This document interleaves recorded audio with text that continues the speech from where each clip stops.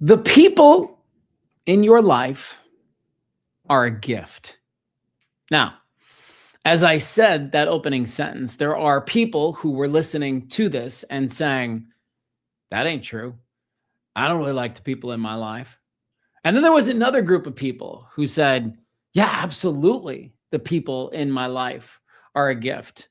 It's the title of a book written by Dr. Larry Stanley, who is popping up on the screen right now. And we are here to talk to him today about this book. And so welcome to our podcast, Dr. Larry. Why did you write a book called The People in Your Life Are a Gift? Give me some context there. That's a great question. You go to conventions and conferences and they'll have a keynote speaker who'll come out. And I'm a dentist by profession. The first thing that I did, and I've been one for 39 years, still love what I do, still practicing. But I went to a convention for the American Academy of Cosmetic Dentistry in Boston in 2001. And it's the first time I'd been to a large convention with thousands of people. This particular one had over 6,000 people attending. And they always started their day in this large auditorium, and they would bring out a keynote speaker. And this person would come on and they would talk about anything but dentistry. Right. And the first speaker, which was great, because I'd been to smaller conventions, mostly, Canadian ones, and we might have 300 people or 400 people, but not 6,000 people. And so this was big for me. And the first speaker who came out on the first day, his name was W. Mitchell. And everyone's talking away, and then 8 o'clock rolls around, and the lights went out, and a spotlight went on the stage, and this paraplegic in this motorized wheelchair, quadriplegic, I should say, motorized wheelchair, came out and stopped in the middle of the stage right where the spotlight was. And with the power of his voice alone, he had us captivated for the next 50 minutes. He talked about how he was in a fiery motorcycle accident, 90% of his body burned, lost the use of his legs, overcame this, survived, learned how to become a pilot, got his pilot's license, and then flying a small plane, is in a fiery plane crash, survives, 96% of his body burned, and now loses his arms as well. He's a quadriplegic. And it's an incredible story of resilience and overcoming amazing obstacles. And at the end of that, and he framed it in a positive way with a message to all of us, that if he can do it, we can do it, that whatever obstacles are in our paths. And, the lights came on at the end and people are clapping, and they got up and they walked away. And I said, wow, one day I want to do that. And the years go by. I got a young family, and I'm running a small business, and I'm busy. I mean, my practice had to support the families of 9 other women that were working for me, and it was life got busy. And then about 10 years ago, a dentist who is a certified professional speaker came through Calgary, and he was talking about speaking as a profession, the art of speaking, and that sort of sparked my interest in doing that. And so I thought, yeah, I want to do this, but what do I talk about? Well, it just so happens that in my life, and we all have stories. We all got books within us, and we have all got stories to tell. And in my particular instance, my wife, my beautiful wife, Tina, was born in the family garage in Nakuru, Kenya. And poor family whose my father-in-law did very well as a printer, and then moved from East Africa to Calgary when she was a teenager, and that's a hard thing to do as a teenager, early teenager. And then in the birth of our first child, our child almost died, and when the birth of our second child, my wife almost died. And those stories collectively came together with the concept being the people in your life are a gift. So I opened up the podcast today, Dr. Larry Stanley, and I said, depending on the people in your life, that statement either landed one way or it landed another way. And I'm curious on when you're out and when you're talking with people about that, do you get people that come up and challenge you and say the people in my life are not a gift? Or do you hear from more people who kind of side with you and they say, you know what, you're right. Thanks for the reminder that the people in my life are a gift? That's a great question. Honestly, I see people who say the first statement, that there are people in their lives that are not a gift, but Yeah. they have never come to me and said that directly. But Mm. you know that they're thinking it, and you know about their life situation, and that's the case. The people come to me usually after they hear my talk, because part of that talk at the end is a little mini workshop. How do we identify who are the people in our life that are important, and how do we stay connected to them? And so, you know, at a recent meeting you and I met at early in May, we talked about the concept of a key shop, which is a keynote and a workshop mixed into one. And that's what I do. The people in your life are a gift. It's about a 35 to 40-minute talk, but then you follow that up with a little 10-minute workshop to identify who are the people who matter in your life and how do you stay connected to them. And when you do that, it sort of it changes your life. You know, it's So why don't we do, let's do that if you're okay with it right now. I mean, absolutely. I want to make sure we give something to people today that they can really use and walk away with. And before I do that though, I want to challenge my audience just a little bit. And even those people who don't feel like a gift. And now let me be clear. I'm not talking about folks in your life who are, you know, maybe abusive or like just rotten human beings and, you know, have no contribution. And I don't want you to see them as a gift. Although, anyways, let me just move on. Those people in your life that you don't feel like are a gift. I used to say this when I was coming up, that even the bad girlfriends taught me what I didn't want, right? Even the bad relationships teach you what you don't want. Even the bad business relationships we get into teach you what you don't want. And so I'm going to challenge people to really take a closer look at why these people are in your life, and what gift are they giving you? And let's not always think about gifts in terms of beautiful presents wrapped in amazing paper with, you know, perfectly tied bows and you know, singing doves coming from it when we open it up, right? Like there are opportunities for us to learn and receive gifts from people that we might feel a certain way about. So I wanted to set that table really quickly because it's important.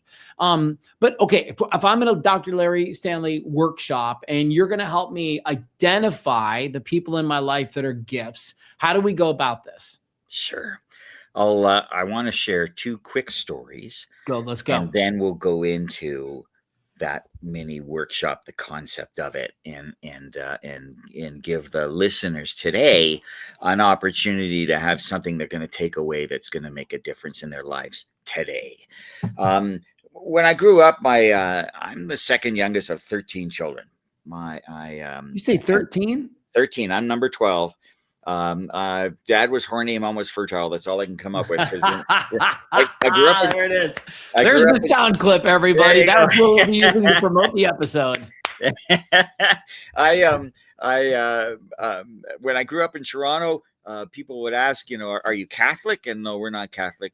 And when I moved to Calgary, Alberta, where I live now, people said, are you Mormon? And I said, no, we're not Mormon. And I'm actually of the Jewish faith, but in the liberal side, the Reformed Jewish faith. And so we aren't known for having large families. Like I said, the only thing we can come up with is my dad was horny and my mom was fertile, because every time they looked at each other, she was pregnant, and she spent a significant part of her life pregnant with children. And I'm grateful they did that, because I'm number 12. And so they kept going, and away we go. So, but my mom, and now that I'm a parent, actually, as a bit of an aside, I have two kids, and I know how much work it is to be a parent. And I have such admiration for my parents now, knowing how challenging it is to have a large family. And when I meet other people who have large families, my hat goes off to the men and the women who are helping run those families, because it's hard to do, and it's hard to do well. But I love my family, and I think we're all pretty really neat people. So so I think my parents did something right. But my mom was the kind of person who was more worried about what other people thought than what we thought. And so a lot of what she did and a lot of how she behaved was, well, what will some stranger in the store think if this happens or that happens? And so much of her life was all about, what do other people think? Mm. And it doesn't matter what other people think, you know. And then after the birth of our first child, my wife was an optician by profession, but she had an emergency C-section and her daughter almost died, so she's staying home for the first few months, and I'm busy with my practice, and life just got busy, and the days turned into weeks, and the weeks turned into 3-4 months, and postpartum depression, very common, set in, and my wife goes to the doctor, and I'm home looking after our lovely little girl.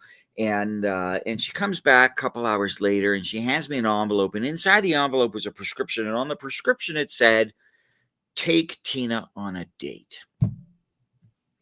Light bulbs, of course. There's a reason why we fell in love, and in the whole process of us falling in love, we went on dates, and after we got married, we went on dates regularly. We'd go to movies, and we'd go to dinners, and we'd go to the theater and stuff like that. And now our girl's born, and we stopped doing that.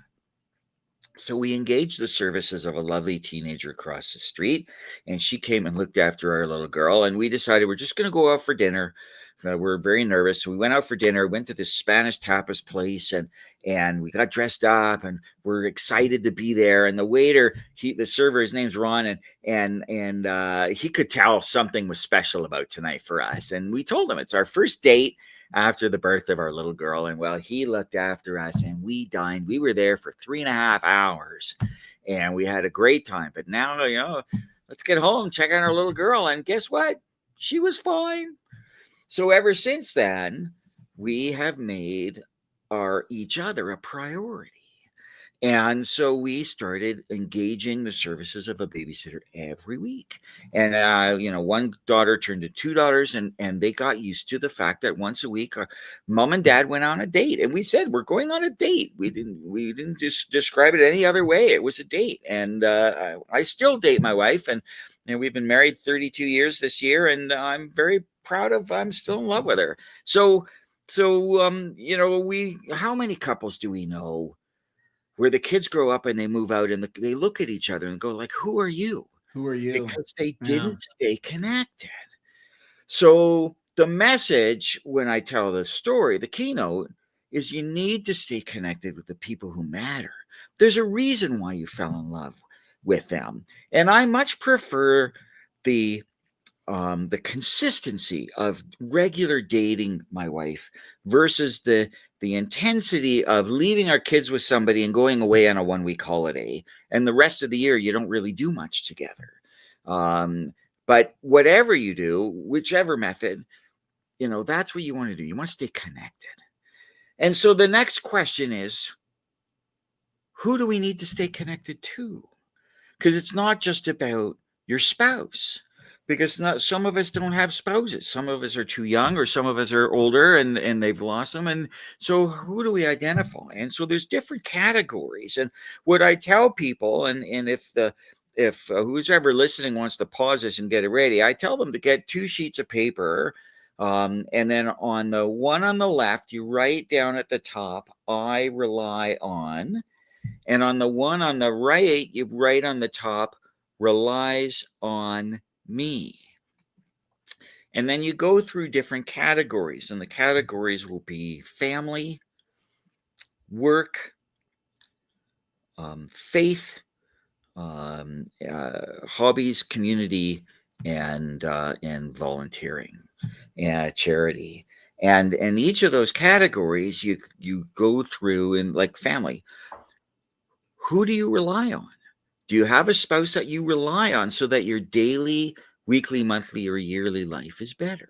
Do you have children you rely on? Do you have parents who you rely on so that your daily, weekly, monthly, are there aunts and uncles, or their cousins or grandparents? Is there some family members that you rely on so that your daily life is better?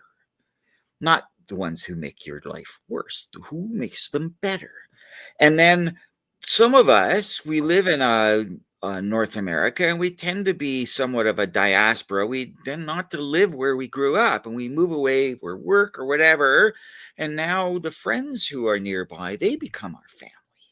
And you know, I'm in Calgary. I have no siblings here. I have my wife's family here, but they're Hindu. They're not Jewish. So for the Jewish events in my life, we have friends who are like family. We've been doing the Jewish New Year and Yom Kippur and Passover and all that. We do them. I've been doing it with them for 30 years, and they're family now. It's just I love them, and I care about them, and they mean a lot to me.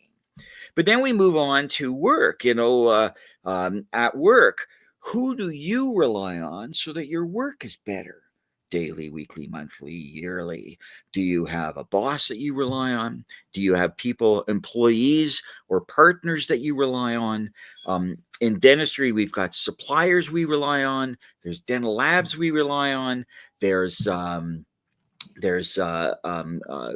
accountants and lawyers and people who rely on so that our business is better daily, weekly, monthly, yearly. And then you move beyond work and you go into the sports or active realm. Like, do you have a hobby or an activity? Are you an artist? Are you an athlete? Let's say you play a team sport. Who do you rely on so that your enjoyment of that sport or your enjoyment of that hobby is better weekly, daily, monthly, yearly? And then in the faith world, do you belong to? Are you active in your faith community? Do you belong to a synagogue or a mosque or a church or a gurdwara? And is there a leader of the community who you rely on? Are there members of the congregation who you rely on so that your daily, weekly, monthly, yearly life is better? And then from a volunteer standpoint, many people are very active in volunteering. Is there a volunteer organization that you rely on so that your daily, weekly, monthly, yearly life is better? The charitable activities, something along that line. So you've got this list of people who you rely on. And then you go through the same exercise that I just said, but who relies on you? So who in your family relies on you so their daily life is better? Who do you work with that relies on you so that their workplace is better? Who in the sports, hobbies, faith community, or volunteer, who relies on you so that their activities are better? And then you take those two lists, and there's common names on both of those lists, and connect them. Draw a line or a circle or something to connect those names. That's your tribe. Those are the people who matter in your life. Those are the people you want to stay connected to. Those are the only people in the whole planet, 7 billion people on the planet, those 20 or 30 people or whatever, they're the only ones who you should care about. What do they think? The rest of the world, who cares? Because they won't remember you the moment you've walked out of their sight. But the people you rely on and who relies on you, they matter. And so that's the focus. They're like what I call the wedding funeral people. There's like there's a handful of people that'll be at the wedding and the funeral, and that's the close list. Yes. Well, look, there's only a couple of minutes left in today's pod, but I love the simplicity of the exercise, and I also think it's worth pointing out, Dr. Larry Stanley, that connection is one of the biggest predictors of longevity. We are learning this now in the research that. There's a lot. I don't know if you guys have blue zones up in Canada, but we've got them popping up all over the place, and they're all over the world. And one of the biggest predictors of longevity, meaning a long and healthy and happy life, is staying connected to the people that matter the most. Yes, and absolutely. Look, man, I'll tell you, for my money, I'm somebody who is a speaker, and I talk a lot about communication, and we've never lived in a world where it's easier to communicate with people, but I believe we've become really terrible communicators. I would say the same thing about connection with people. We live in a world where it's never been easier to connect with somebody, but yet we don't seem to do that. We don't seem to pour into those connections as much. And so I'll give you the final word here, but let me just remind everybody that Dr. Larry Stanley's book is on the screen right now. And if you want to scan the QR code in the top right, it'll take you straight to a page where you can buy it. The people in your life are a gift. But the final word is yours. So now I've identified the people that are the most important people in my life. What do I do with that information? Create that list and then act on it. Stay connected. And don't just text them or email them. Do a FaceTime or a Facebook video, something so that you actually see their faces and make that a human connection with each other, not a virtual one. And take the time to keep those ones active, and you will live a long life, a life of significance, because all these people matter to you and you matter to them. The book is available on Apple Books, Kobo, and the Kindle readers. They're available in print format through Amazon. I hope you enjoy it. It's only $10 for the book. It's an easy one. And one day there's a story at the end of it, maybe on a different podcast. Great things are to live for. It's a saying that I'm really trying to spread, that people start using instead of the to die for. Oh yeah, for sure. Love that idea. Well, look, I love the simplicity of today. And, when I work with people, I have this phrase that I'll utter sometimes, which is people have a tendency to want to do the hard thing. And I'll say, stop making it so hard. Life is actually pretty simple. It's pretty straightforward. And Dr. Larry Stanley helps us articulate to that today with the simplicity of the people in your life are a gift. Thanks for your time today. Appreciate all of the knowledge that you bring to the table. I know you've got an upcoming children's book coming out. You've got a business book that's available. And again, if my listeners are watching on YouTube and they just want to scan that QR code, they'll be able to connect with everything Dr. Larry Stanley has to offer the world. And for you, Dr. Larry, I know I'll see you again. Appreciate you being on today. You're a gift in my life too, Matthew. I'm so glad I met you, and look forward to a long friendship together.